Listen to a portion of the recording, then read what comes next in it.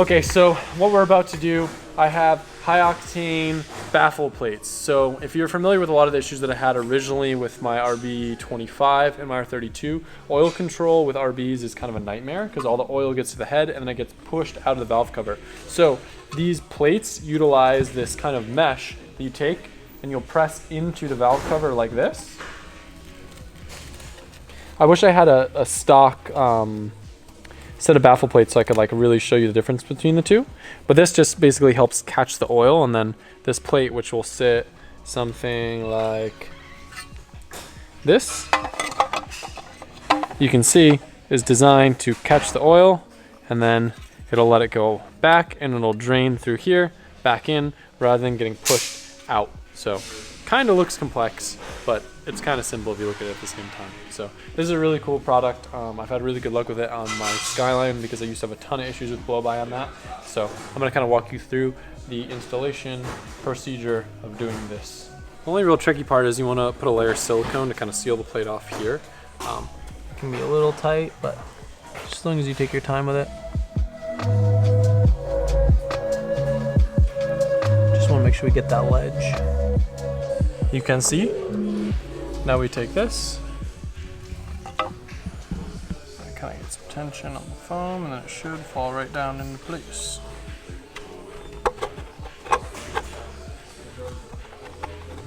Now this is the scary part. If you guys have ever taken these baffles out of an RB26 car, you know exactly what I'm talking about. These tiny little bolts are so small, they break really easy, so you have to be careful not to over tighten them. But at the same time, you don't want them to fall and damage your valve train, so put a little bit of red Loctite on them, and then we'll put them in nice and carefully.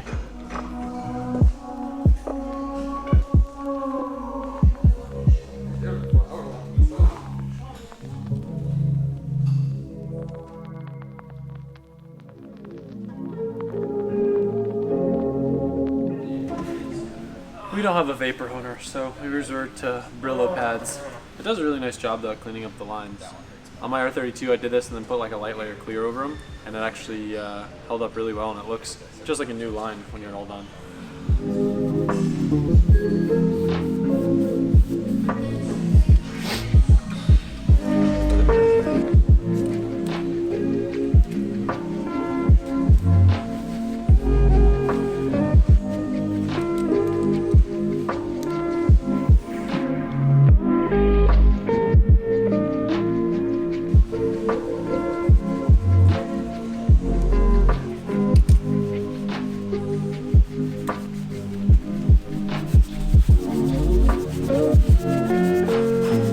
One little thing that I'm doing right here, I got a kit from Terra Firma with all the OEM lines and clamps and the check valve for this. And if you aren't familiar with this, I think I've talked about it before. This is actually the clutch booster, so kind of like a brake booster except for the clutch pedal. Kind of a neat little thing that these cars have, which makes the clutch feel a lot better.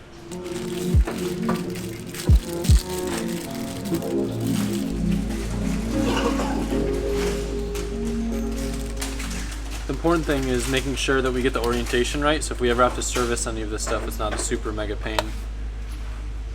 I assume this probably be best facing down, or actually I'll face it up this way.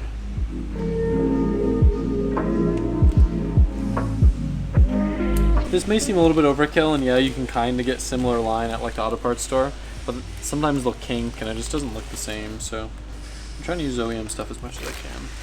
The other cool thing is I've been slowly accumulating an R34 parts bin. So if we ever want to build another R34, there's pretty much a whole car in this box. Just like that, we got a brand new setup.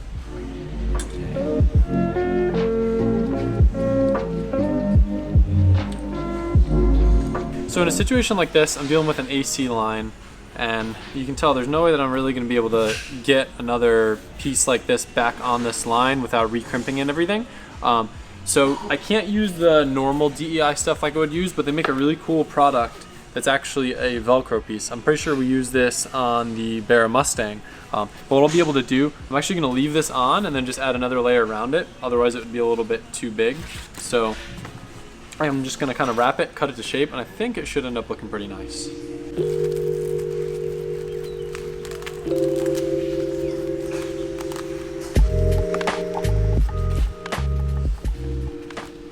feel like that would give a pretty good look. So I think it'll sit kind of like this. Looks nice. I just got to clear over this stuff that I Scotch Brighted up, just make sure it lasts. I did it on my R32 and it lasted really well, so I'm pretty confident in it. So we decided to delete all of the zinc lines up here, just kind of simplify it. Tommy kind of runs a similar setup, but he has 2 lines. Instead, we're running 2 lines here that'll Y in, and then this will go into the radiator, and the idea is to keep the hot water from the turbos going into the radiator to cool off rather than feeding it back in the engine, how it would normally go around and into the head. So on the other side, we've got this delete line, or whatever you want to call it, in place that'll eventually get replaced by heater lines, and then this will be the head drain line that goes down to the pan. This nice little clamp here that Vibrant makes, and just kind of tidy tucked up here. But what Johan's doing right now is actually the upper water neck. If you guys remember, it has that little thing that sticks out for the water line that would then run in front. We did a pretty good job shaving it. Here, look. You can't even tell that it had that nipple there before. Nope. Not at all.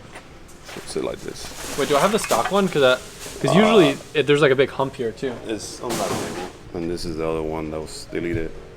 Oh yeah. It goes like that under the intake. Nice and clean.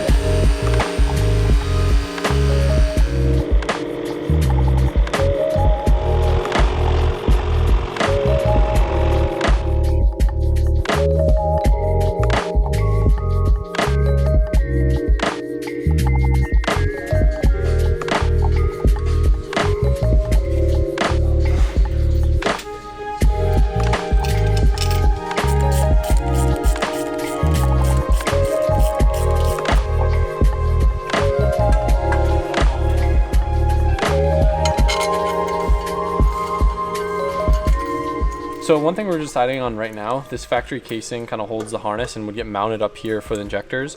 I'm not really too crazy about it because it looks bulky and we have to splice into this for our new D-Strix injectors anyway. So my thoughts are, what we're trying to do right now is see if we pull this casing off, can we route it underneath the intake manifold? That's kind of how we did it with my R32, which has a stock harness, but that's like a different style harness because it's not typically mounted up top. The difficult thing is you have a lot of stuff moving because of the individual throttle bodies, so you have to run them like through the runners and intake manifold. So this would essentially have no plastic casing, get mounted like this, and the injector wires would come up and over. Some of this stuff would loop up here. We have to splice into this for the PRP stuff versus having it up on top of the engine. So I think it'll make enough difference to be worthwhile. We're just going to take some measurements and make sure all the other stuff can plug in before I start cleaning up the harness. So I label these just to make sure they don't get out of order. Sometimes the lengths can be a little bit weird. When you open this thing, a lot less footprint. It's actually pretty narrow. We can put some nice loom over this after we splice the injectors. Either way, whether we run this plastic thing or not, we wanted to do it inside of here so you can't see the splice and make it look as nice and clean as possible. Pretend this is plugged in.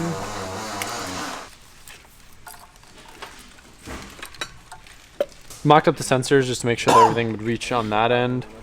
Again, this is going to get spliced. Yon, do you remember what this is for? There's another sensor somewhere that we're forgetting about. Intake, air temp. Oh yeah, true. Which would be on the plenum. I think like down like here or something. So now we can kind of figure out how long these wires need to be. We'll mock up the injectors. I think that'll look 10 times better. I think this is the move. So these are brand new throttle bodies, but I want to bring this up because it's a mistake I almost made in the past, and a lot of people make it. If you have old ones and you're cleaning them up, you'll see like there's a ring of goo around them, and your instinct will want to be to clean that off. But that's actually used to seal off the throttle plate, and if you clean it off, the car will idle high because you'll essentially have like a vacuum leak. So resist the urge to clean it and leave that ring on there.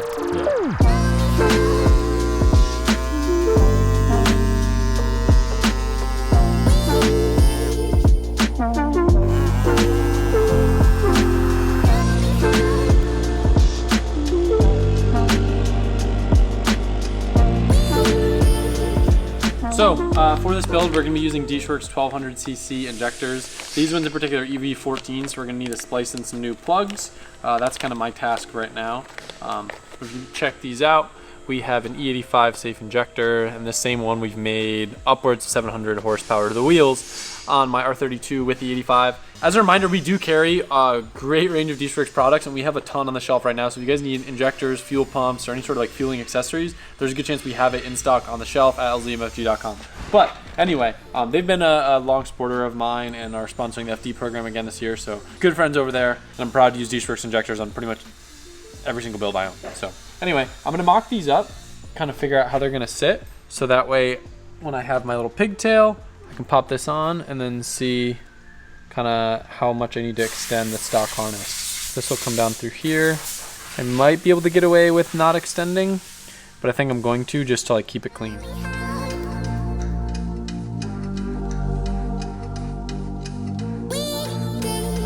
If you guys remember, this was probably what, about year and a half ago.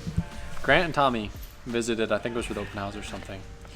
And I'm 95.7% confident that Grant sabotaged me. I go in my injector plug drawer. Why in any way, shape, or form would I only have 5? I need one more plug. I can't complete the job, and I don't want to wire in these ones if the replacements that I get aren't the same, and then I have one that's not the same. So this whole project is like, it's been moving really fast, but Grant keeps sabotaging me. I swear, if I go to his new shop and I find one of my plugs in there, if I find one of these plugs in any one of his cars, 100% Grant. And it sucks because I really wanted to finish wiring these today and have the end of the video, have the harness all nice and wrapped up and loomed to show you guys what it's gonna look like, but some people just have to take away nice things from others. And it's kind of pathetic, honestly. Every possible excuse we can get to drive this thing. Time to drive.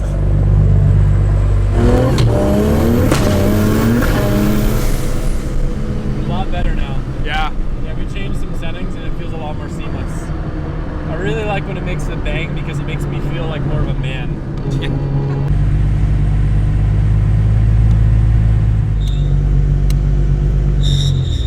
Could I please have a grande Java chip frappuccino with a shot of espresso and tall vanilla cream cold brew, please? That's it. Thank you. You know that's a small, right? Mm-hmm. Okay. I already had a large today. We want to see what the reaction is going to be when I clunk and squeak all through the window. If we were a normal YouTube channel, we'd probably make a whole video out of this. Well, we're taking my sequential Barrel Mustang GT50 to the Starbucks drive-thru. It's left-hand drive, so we get to drive straight. But no, we just go there actually to get the coffee. Yeah, no, we just like, they do it for the content, we do it for the physical drinks, Michael.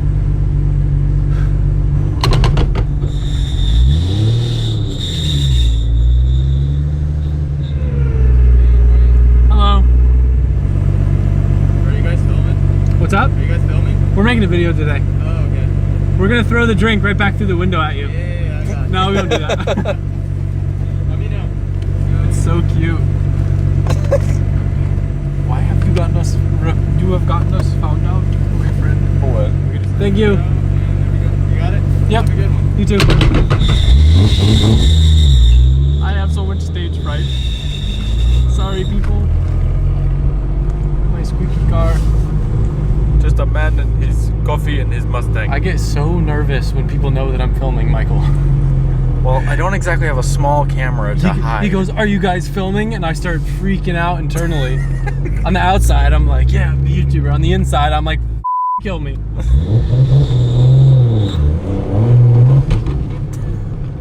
I'm stressed out. It's gonna reflect in my driving. Drink your coffee, feel better. I've always wanted to drive a sequential with a coffee in one hand. Yeah, well, you get your chance. People always ask for a day in the life, but I don't think they realize a day is literally what is in the videos. Shop and Starbucks. That's it. Every day. There's nothing else. There's no in between. There's no working out. There's no waking up. There's no food. We don't eat. We don't do things that aren't cars. Besides zombies. But we don't even do that anymore because Mike's too good at it, so he's getting to level 73. Now I gotta stay up for 7 hours to try to beat his record. Things are not even fun anymore. Is this clip over now? You can fit. Go! Please, Eddie! I will sequentially shift in anger.